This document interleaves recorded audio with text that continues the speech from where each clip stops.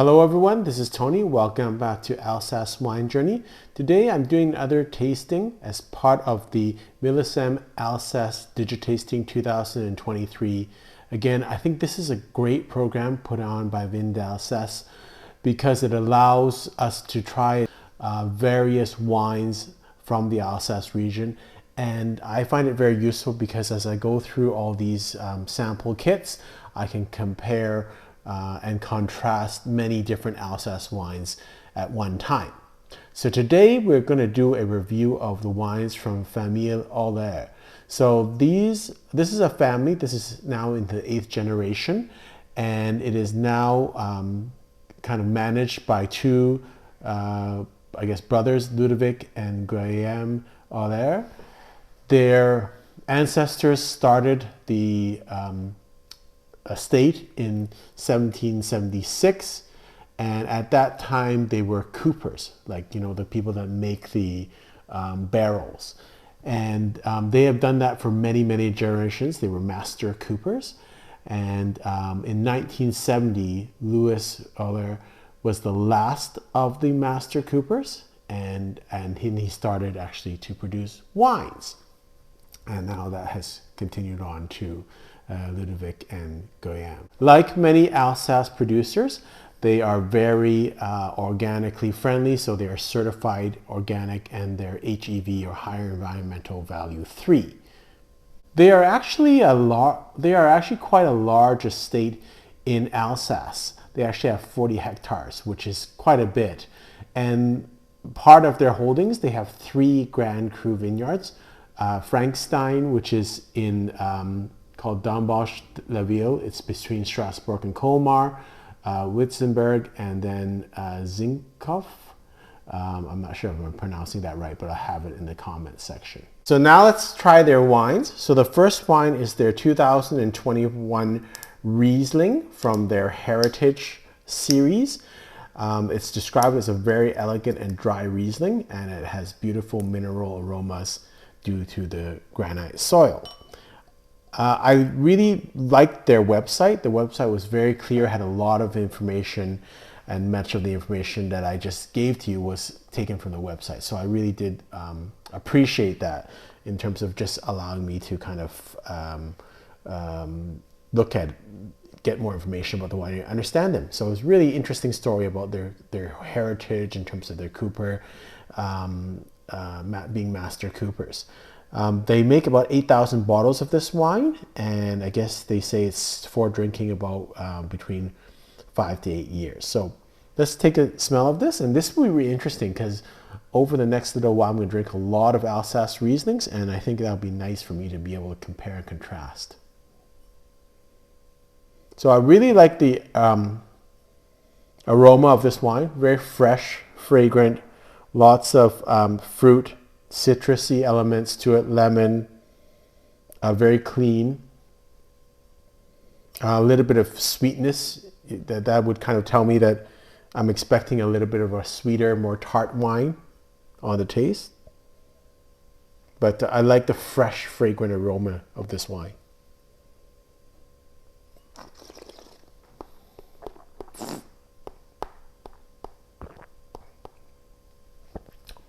I think this is a very balanced wine. There is some sweetness in this wine, and that's more just from honey and apricots. Long aftertaste, really good balance on this wine, which I really like. So it's it's very, it's got nice acidity. It's very nice in terms of the mouthfeel. So I really enjoy this wine. I'm gonna put this at 89 points. I really enjoy this. The next wine I'm going to taste is the 2019 Alsace Riesling from their Grand Cru site of Frankstein. So the description here is a wonderful, dry and complex Riesling, elegant with a long aftertaste, aromas of white flowers, stone, and a little bit of grapefruit. Very nice with shellfish and haute cuisine. And again, I like that they've given me nice descriptors, a little bit more information than I saw with the last review that I did. Website was, I thought, much better in terms of the information content in English, at least. So again, 5 to 10 years that they can expect this wine to last, and they had 3,000 bottles of this wine made.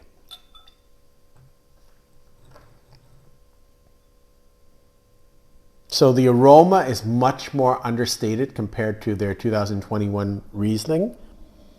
I do feel it's more like tropical fruit, like stone fruit, not as much honey, not as much fragrancy on this. A little bit more understated, a little bit more minerally. So not your typical Riesling. I think that would be more like an entry-level, everyday kind of drinking, sipping Riesling. This is a little bit more serious Riesling. Yeah, a little bit more understated in terms of the aroma.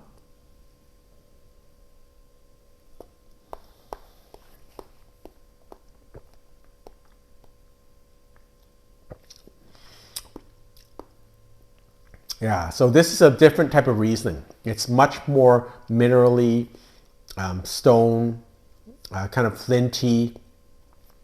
Aftertaste has that bit of steeliness into it, or metallic kind of nature to it. It still has the fruit, but not as sweet. It's a little bit drier style of Riesling, so I can see how it would pair a little better with food. You get the citrusy notes also. So I think it's a little bit, in terms of preference, I think both are good. It's just a stylistic approach. I think the Riesling 2021 is a little bit easier to understand and a little bit more for like an aperitif wine if you're just sipping. This wine, I think, pairs a little bit better with food, and I guess a little bit more versatile because it's got a little bit more weight and complexity and dryness. So very similar wines, I think. The quality is there. They're fresh, vibrant. Flavors are good and distinct, and that's what I find with a lot of these high environmental wines or organic wines. The flavors really pop out. It's not muddled. It's pretty easy to distinguish flavors. Very clean. I'm going to give this 90 points. My preference would be for this wine just because I think it's a little bit more versatile. Although both wines I'm quite enjoying.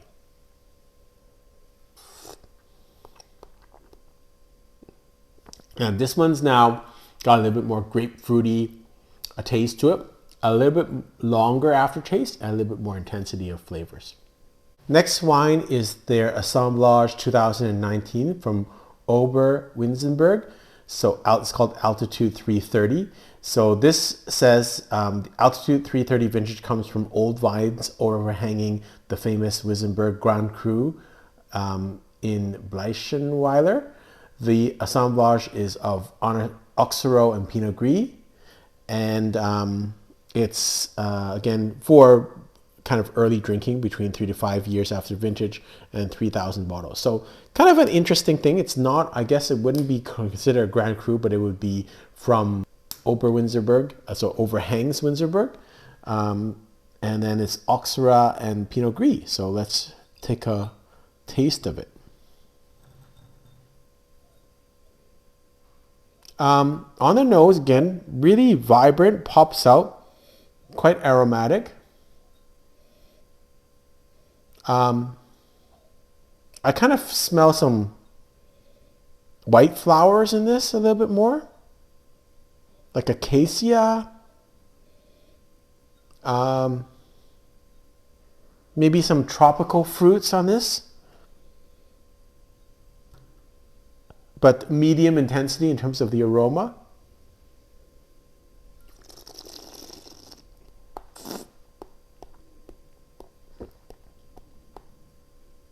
Yeah, this has got more of a floral component to it, like white flowers, not as much citrusy and grapefruity elements as the Riesling. I would say almost like pear-like in terms of the taste. And I don't see a lot of the Pinot Gris coming out of this. I see some of the Auxerrois. So it doesn't have that kind of grapefruity nature to Pinot Gris. or that grind, orange grind nature that I see.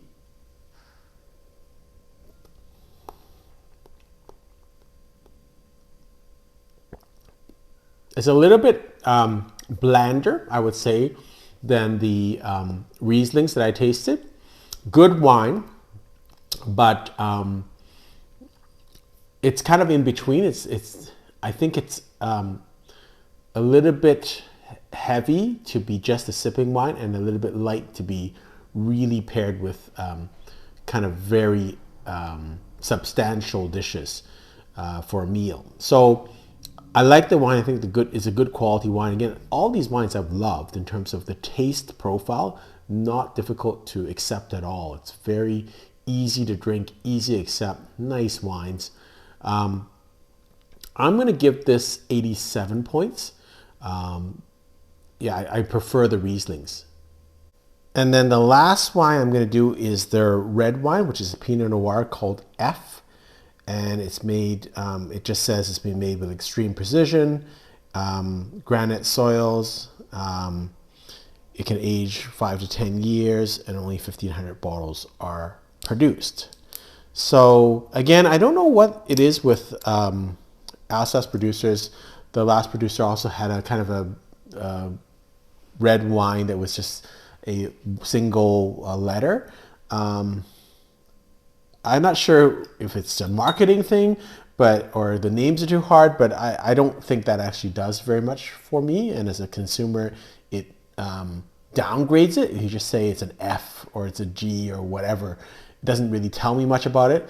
I know sometimes the names are hard to pronounce, but likewise, we just went through 3 white wines where the name of the vineyard was on the label, and it was fine. So I don't know what it makes a difference with the red wines. And yeah, again, I'm not sure I would call it F. Just in terms of marketing, like an F is not that great. Like it's an A is great. So I'm not sure what was behind that, but it seems like someone's doing that for all the Alsace producers, telling them to do this. But I'm not sure that's, in my mind, a great idea. But anyways, that's a side point. Yeah, so this is very Alsatian style. I talked about that a little bit in my last tasting, but yes, it's a little bit austere. A lot of black cherries, black plums,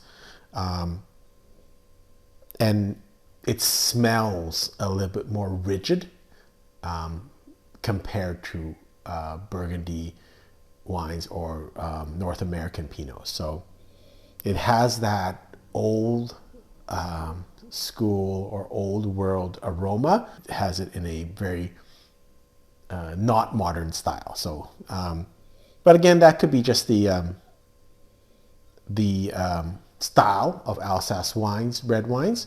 And so I guess you can always say it's distinctive, and you can wait for the world to try to move towards this, or you could also do the other way, which is kind of meet the modern palate halfway and maybe go towards what the modern palate is desiring. So again, I'm not asking Alsace producers to change how they're making red wines. I'm just making a comment that definitely when you smell this, this is different than Burgundy, and this is different than North American Pinots, and you know how well they're selling, and you know how much consumers love these wines. So I'm just saying that. So on the aroma, but good intensity of black plums and black cherries. I like that.